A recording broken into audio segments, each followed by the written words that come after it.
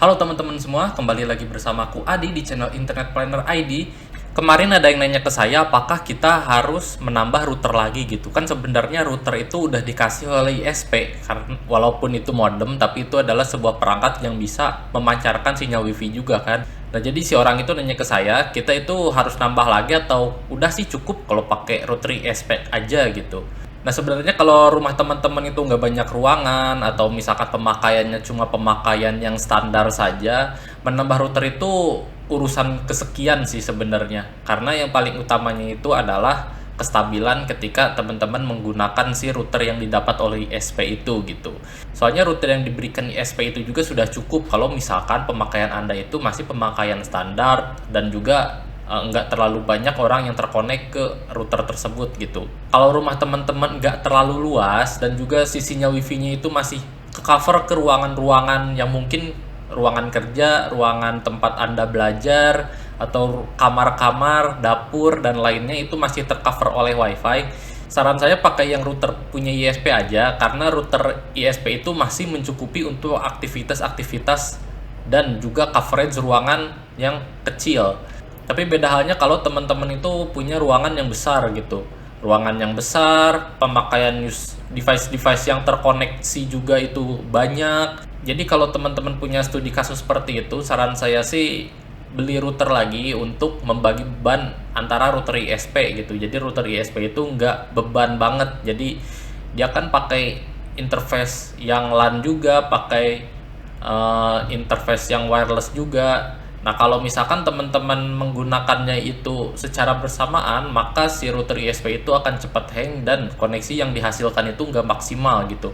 Jika faktor coverage ini bukan masalah bagi teman-teman, sebagai contoh secara coverage sinyal WiFi itu masih tercover semua gitu. Sinyal full nggak ada masalah, tapi teman-teman itu punya pemakaian yang harus memiliki internet yang stabil dan internet traffic yang terus-menerus gitu. Maksudnya apa?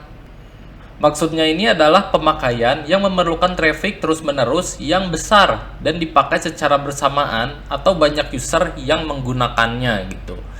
Seperti upload, seperti download, lalu memonitoring server, memonitoring CCTV, menonton video yang 4K, live streaming, game online, meeting online, bahkan meeting offline pun yang biasa dilakukan di ballroom hotel atau ruang konferensi itu harus memiliki router atau access point yang punya spesifikasi lebih baik daripada yang diberikan oleh ISP. Karena contoh yang saya berikan di atas itu harus memiliki koneksi yang benar-benar stabil.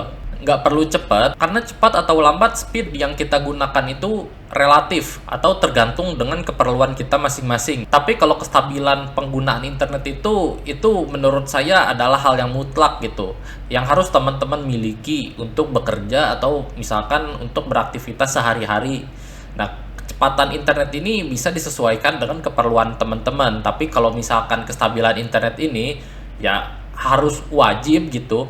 Kalau misalkan teman-teman lagi game online terus internetnya nggak stabil kan pingnya naik turun. Terus kalau misalkan teman-teman lagi meeting online gitu, kalau misalkan meeting online internetnya nggak stabil kan jadinya buffering atau gambarnya pecah. Nah itu stabilan internet sangat diperlukan gitu. Tapi kalau untuk kecepatan teman-teman bisa tahu dulu nantinya untuk memerlukan untuk misalkan game online ini, atau misalkan untuk streaming, atau misalkan untuk meeting online itu perlu berapa Mbps gitu. Jadi untuk kecepatan disesuaikan saja. Tapi kalau kestabilan ini benar-benar hal yang mutlak gitu. Jadi teman-teman kalau misalkan aktivitas yang seperti saya sebutkan di atas, nah teman-teman harus memiliki koneksi yang cukup baik dan stabil.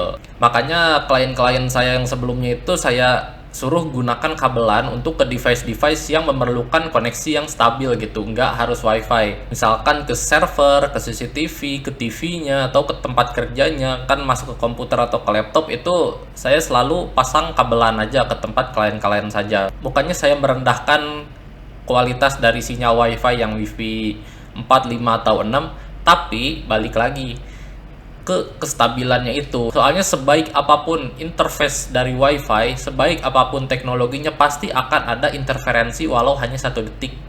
Nah, tapi di sini karena saya ingin klien-klien saya itu tidak merasakan buffering ketika dia streaming atau klien saya tuh lagi gaming itu nggak ada jumping pingnya. Nah itu saya sarankan mending pakai LAN aja gitu kan, untuk jaga-jaga interferensi gitu, karena kita kan nggak tahu interferensinya itu bisa datang kapan aja gitu kan. Nah jadi dengan pakai kabelan ini semoga mensolusikan teman-teman juga gitu, soalnya klien-klien saya yang sebelumnya itu sudah tersolusikan dan mereka juga merasa puas gitu ketika menggunakan kabelan ini dari router masuk ke komputernya atau dari router ke PC-nya. Tapi kalau coverage ruangan itu bisa pakai router lagi dan routernya itu ditaruh di atas ruangannya itu ataupun di depan pintu ruangannya agar masih dapat tercover, agar dapat mengcover ruangan tersebut gitu.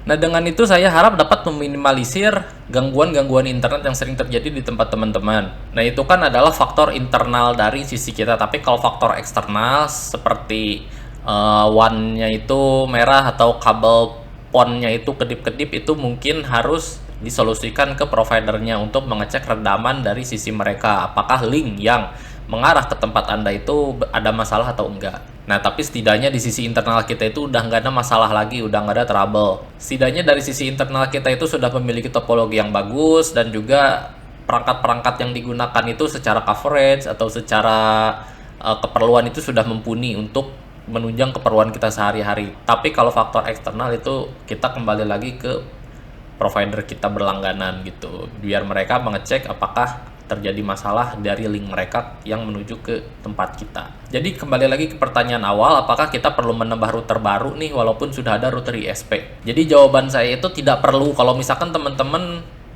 aktivitasnya itu hanya untuk buka sosmed, buka YouTube, atau nonton Netflix yang standar-standar dari HP atau laptop, itu menurut saya pakai router punya ISP juga masih cukup gitu. Jadi teman-teman nggak perlu nambah router lagi. Tapi jika teman-teman punya kasus yang ruangannya nggak tercover oleh sinyal WiFi atau pemakaian internet di tempat teman-teman itu butuh internet yang benar-benar stabil untuk menunjang aktivitas teman-teman seperti streaming, main game, online meeting, lalu upload download file yang besar. Nah itu beda lagi ceritanya. Kalau itu teman-teman mungkin saran saya harus menambah router lagi agar apa? Agar koneksi yang dihasilkan dari si WiFi-nya itu lebih stabil baik secara ping, secara speed test ataupun paket loss-nya. Jadi kan kalau misalkan routernya bagus itu udah meminimalisir adanya RTO atau request timeout yang 1 detik atau 2 detik. Itu kan nantinya kalau misalkan ada seperti itu, koneksi teman-teman itu akan buffering atau jumping atau nge-lag gitu kan. Nah kalau misalkan teman-teman mau beli router juga, itu teman-teman harus beli router yang sudah support frekuensi 5 GHz atau yang udah Wi-Fi 6 ya. Kalau misalkan teman-teman beli wireless router yang cuma support 2,4 GHz itu menurut saya udah ketinggalan zaman banget ya, karena sekarang kan perangkat-perangkat internet sudah banyak yang menggunakan perangkat 2,4 GHz. Nah itu akan menyebabkan sering terjadinya interferensi gitu. Nah lebih baik teman-teman coba cari router yang sudah support 5 GHz ataupun sudah support Wi-Fi 6, karena dengan itu channel dan frekuensinya itu masih belum banyak yang dipakai oleh perangkat-perangkat smart home atau perangkat-perangkat di tempat teman-teman ataupun tetangga teman-teman gitu.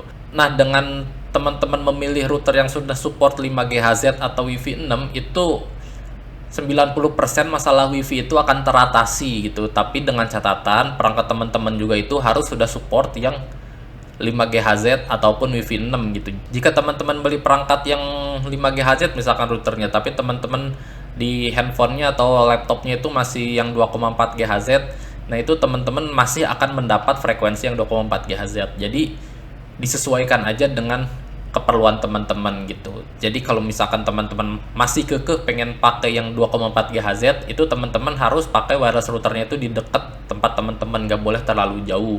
Karena kalau terlalu jauh itu akan membuat banyak sekali interferensinya. Nah oke, cukup sekian video kali ini, semoga bermanfaat, dan mungkin jika teman-teman ada yang kurang mengerti atau nggak paham dan ingin ditanyakan, teman-teman bisa komen di bawah atau bisa langsung DM ke Instagram saya. Nanti akan saya bantu jawab dan kita berdiskusi secara langsung apa sih yang jadi kendala di tempat teman-teman dan bagaimana sih cara mengatasinya gitu. Nah semoga internet di tempat teman-teman udah nggak ada gangguan lagi, dan juga aktivitas teman-teman dapat terbantu dengan internet baik ketika berkumpul dengan keluarga, bekerja, ataupun sedang bersantai ria gitu.